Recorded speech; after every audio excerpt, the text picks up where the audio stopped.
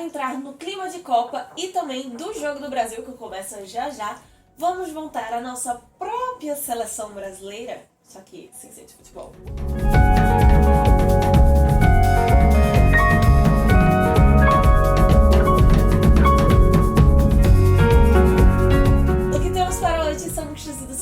Eu sou a Larissa Bertolino, você está no canal Uma Garota que Chatece, onde nós tratamos de literatura, sempre partindo de pressupostos, de ideias, de inspirações, de temáticas que partam do nosso queridíssimo Don Quixote de La Mancha. Uma dessas questões que sai daqui é o conceito de Espanha, o que eles entendem por nacional, a modernidade está entrando, os conceitos de Estado-nação também vão começar a se envolver a partir de então. E uma das coisas que nós temos como símbolos nacionais, apesar de ultimamente ter sido bem distorcido, é o esporte, no caso do Brasil aqui, o peso do futebol e que a seleção brasileira tem em cima disso. Eu não tenho roupa da seleção, não entendo muito também de futebol, mas é aquela coisa, na época de Copa, no final das contas todo mundo torce, todo mundo acha que entende pra reclamar do juiz, porque sempre o Brasil tem que estar certo. Vamos combinar que a gente tava precisando voltar a olhar o futebol, os símbolos com uma carga de esporte. Vou tentar decifrar algumas funções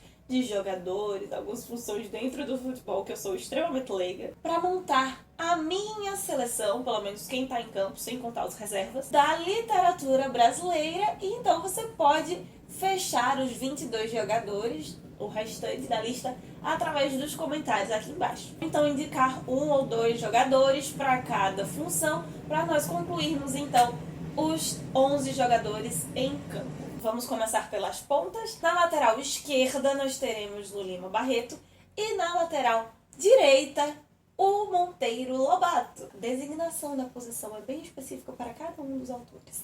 Geralmente os laterais são a função que vai ser mais exigida, que vai precisar correr mais, vai marcar mais e por isso também vai receber mais ataques, precisar correr bastante para alcançar o seu objetivo. Com todas as ressalvas, as polêmicas, questões importantes, tanto do lado, digamos, hoje, a visão bem mais negativa de interpretação em cima do Monteiro Lobato e um pouco mais positiva em cima do Lima Barreto, mas independentemente em suas épocas já eram autores polêmicos, nós temos então conduzindo o contorno dessa nossa literatura. Os zagueiros são uma função extremamente importante. Geralmente eles são mais altos, são mais fortes, é o coração da defesa. E por isso os nossos zagueiros da seleção brasileira não poderiam ser outras pessoas a não ser Oswald de Andrade e Mário de Andrade. Até pensei em um deles na função de goleiro, mas realmente zagueiro é o lugar onde eles precisam estar. Porque no século passado e até então não houve ninguém que melhor defendesse a nossa cultura, a nossa arte, a nossa literatura nacional. Sem o movimento antropofágico, muitas das defesas da nossa literatura, muitas das concepções da beleza estética do nosso lindo futebol literário não existiriam. Os volantes já são aqueles jogadores que estão ali no meio de campo, trabalham sim com a defesa. Me disseram que eles são fundamentais assim, na hora de recuperar a bola, né, do time adversário para si.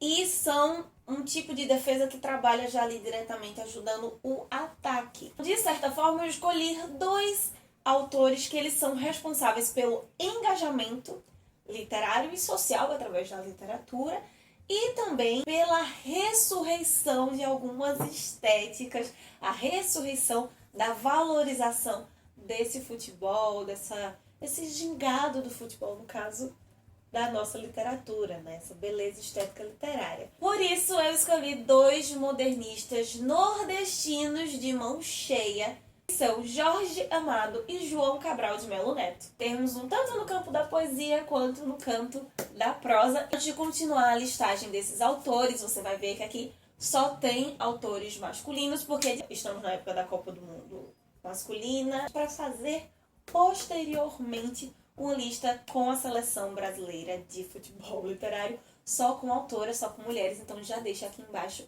sugestões de nomes. Eu já tenho as minhas zagueiras, já tenho as minhas atacantes, a goleira, mas coloca aqui embaixo quem você gostaria de ver numa seleção literária feminina. Então, para começar a armar melhor o ataque, nós temos os meio-campistas, os jogadores que jogam no meio-campo. E eles são a parte final, digamos, para a bola chegar até os atacantes. E eu escolhi 2 nomes essencialíssimos, que são Graciliano Ramos e José de Alencar, no nosso meio-campo literário. Às vezes preteridos, às vezes mal interpretados. Apesar de formar o ataque, eles servem muito mais de assistência para quem brilha, geralmente quem tem o maior destaque, que são os atacantes de fato. Mas eles são fundamentais, eles formam quase que um quarteto ali de grande destaque dentro da seleção. E sem esses 2 nomes no meio-campo, nós não teríamos na nossa literatura, ou teríamos, mas não com o peso, com a versatilidade, destaque e a força, que foram os nossos 2 grandes atacantes da seleção brasileira literária. Graciliano Ramos toca a bola para ninguém mais, ninguém menos que Guimarães Rosa, que brilha e faz gols com muita beleza, com muita estética. Eu consigo imaginar que os gols mais bonitos, os gols que saem com as melhores fotografias, igual aquela do Richarlison no gol de estreia do Brasil nessa Copa, quem vai fazer isso sempre será o Guimarães Rosa. Já o José de Alencar, quando está com a bola, vai passar para ninguém mais, ninguém menos que o capitão da seleção brasileira literária, que é o nosso querido Machado de Assis, que tem muita estratégia e ao mesmo tempo é brilhante e desconcertante como um Manuel Garrincha, mas nas páginas da nossa literatura brasileira. Mas Larissa, você me pergunta, e o goleiro? Eu pensei em colocar como goleiro um dos 2 antropofágicos, alguém da semana de 22, por receber o que é de fora e transformar isso em ponto, defesa, em pontos positivos para o Brasil. Mas eu escolhi, na verdade, alguém que não deixava passar nada, tanto de fora quanto algo do nosso olhar, algo da nossa literatura, da nossa cultura, que não poderia passar sem destacar algo, sem chamar a atenção, sem ser transformado em arte, sem ser transformado em estética. E essa pessoa, o nosso Tafarel, digamos assim, da literatura brasileira, será o queridíssimo e pernambucaníssimo Osman Lins. Então é isso, meus queridos cavaleiros andantes. Esse é o nosso vlog rápido de sugestão, montando a nossa seleção brasileira literária, para ficar a sugestão aí de 11 autores fundamentais da nossa literatura, que se você ainda não leu, você precisa ler, precisa conhecer. Me diz aqui embaixo quais são os outros 11 nomes, quais os reservas, digamos, dessa seleção que você acredita que não poderia passar batido. Um bom jogo do Brasil, espero que a gente ganhe de novo, se você curte, se você gosta, quer gritar. E semana que vem, na segunda-feira, a gente se encontra para conversar mais uma vez sobre o nosso Ulisses, do James Joyce.